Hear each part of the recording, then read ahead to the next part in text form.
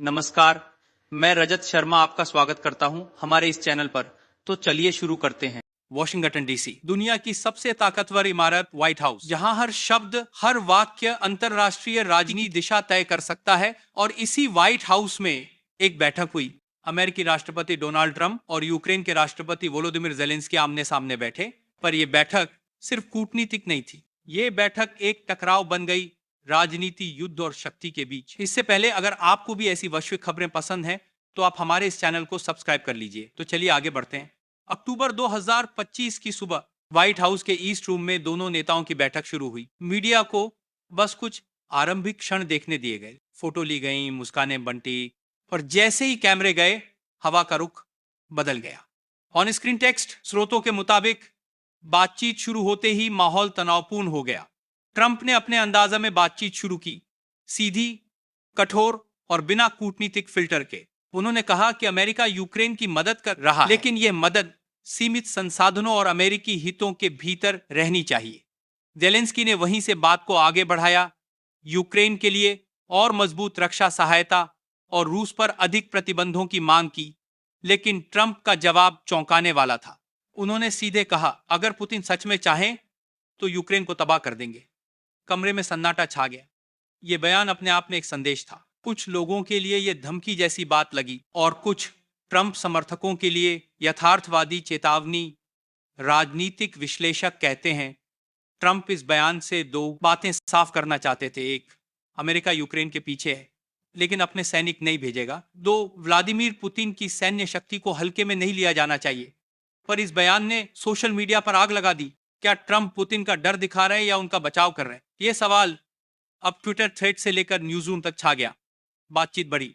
Zelensky ने कहा कि अगर अमेरिका पीछे हटता है तो यूक्रेन में हालात और बिगड़ जाएंगे। उन्होंने याद दिलाया, रूसी सेनाएं अभी भी पूर्वी यूक्रेन में सक्रिय है और सर्दी करीब है। ट्रंप ने जवाब दिया, यूक्रेन को अपनी रक्षा खुद मजबूत करनी होगी। अमेरिका अब अनंत युद्धों में नहीं फंसेगा। दोनों नेताओं के बीच एक तीखी बहस हुई, कभी सुरक्षा सहायता पर, कभी शांति वार्ता के रास्तों पर। कभी ट्रंप कहते कि पुतिन और जेलेंस्की को सीधे बात करनी चाहिए, तो कभी जेलेंस्की कहते, आप जानते हैं उनसे शांति की बात करना आसान नहीं। कमरा तनाव से भर गया था। डिप्लोमैट्स, सलाहकार और दुभाषिए सब शांत बैठे थे। इस बैठक ने एक नई बहस छेड़ दी। क्या ट्रंप प्रशासन अब रूस के प्रति सॉफ्ट टोन अपना रहा है या ये सिर्फ हकीकत स्वीकार करने का तरीका है? व्हाइट हाउस के सूत्रों ने बाद में बयान दिया, राष्ट्रपति ट्रंप का उद्देश्य यूक्रेन को चेतावनी देना नहीं बल्कि उसे स्वतंत्र निर्णय लेने के लिए प्रेरित करना था।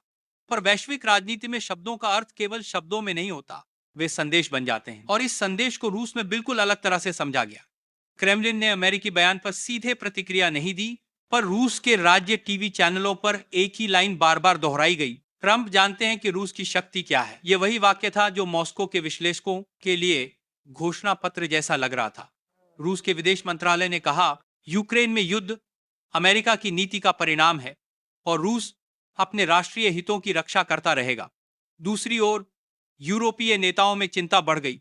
पोलैंड, जर्मनी और फ्रांस तीनों ने वॉशिंगटन से अपने प्रतिनिधियों को तुरंत संवाद के लिए भेजा। अमेरिका के भीतर भी राजनीतिक विभाजन खुलकर सामने आने लगा।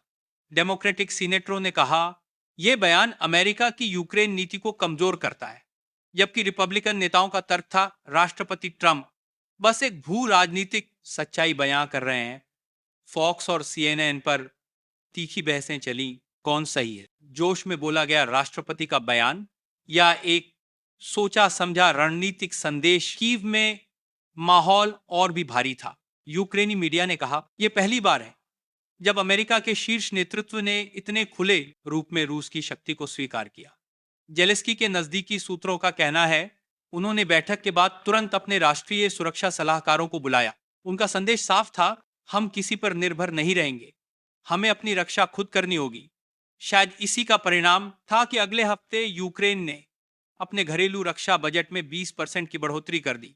भू राजनीति के विशेषज्ञ इस पूरे घटनाक्रम को दो तरह से देख रहे हैं। पहली राय, ट्रंप एक व्यवहारिक राजनेता हैं। वे जानते हैं कि यूक्रेन युद्ध का कोई त्वरित समाधान नहीं है, इसलिए उन्होंने चेतावनी देकर यूक्रेन पर दबाव डाला कि वह वार्ता की राह अपनाए। दूसरी राय, ये बयान रूस को नैतिक बढ़त देता है। और अंतर्राष्ट्रीय मंच पर अमेरिका की स्थिति कमजोर कर सकता है। कई लोग इसे पावर डिप्लोमेसी का हिस्सा मानते हैं, जहां ट्रंप डील मेकिंग के जरिए पक्षों पर दबाव बनाकर अमेरिका के लिए जगह तैयार कर रहे हैं। ये कहानी एक बयान से शुरू हुई थी, लेकिन अब ये विश्व राजनीति की धुरी को छू चुकी है। रूस देख रहा है कि अमेरिका में कौन सी शक्ति हावी रहती है। यूक्रेन खुद को नई परिस्थितियों के लिए तैयार कर रहा है। और एक बैठक, दो नेता, तीन महाशक्तियां और अनगिनत सवाल। क्या ट्रंप का बयान सिर्फ चेतावनी था या दुनिया को एक नए संतुलन की दिशा में धकेलने की शुरुआत? व्हाइट हाउस ने भले कहा कि सब सामान्य है, पर अंतरराष्ट्रीय राजनीति में सामान्य कोई स्थायी शब्द नहीं होता। आज इस एक बयान ने दुनिया को फिर याद दिलाया, कूटनीति में शब्द ही सबसे भारी हथियार होते हैं। व्हाइट हाउस की यह बहस सिर्फ अमेरिका और यूक्रेन की नहीं, बल्कि उस दुनिया की कहानी है जिसे रोज शब्दों से चलाया जा रहा है और जिन शब्दों में कभी कभी एक पूरी लड़ाई छिपी होती है। अगर आपको हमारा ये विश्लेषण पसंद आया है तो इस वीडियो को अपने दोस्तों के साथ शेयर जरूर करना। जय हिंद।